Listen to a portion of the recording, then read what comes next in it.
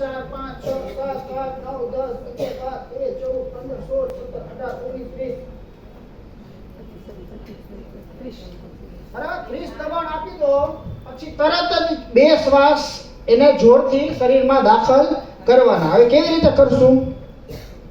તો આપણે આ દર્દી થોડો ઉંમર લાયક છે, ફેફસા થોડા વીક છે, એટલે કદાચ હું પ્રયત્ન પૂરો કરીશ. હવા થોડી જશે, થોડી ન જાય.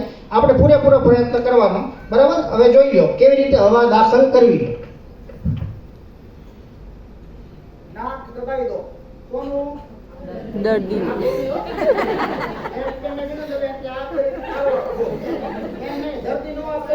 દર્દીનું નાક દબાવવાનું.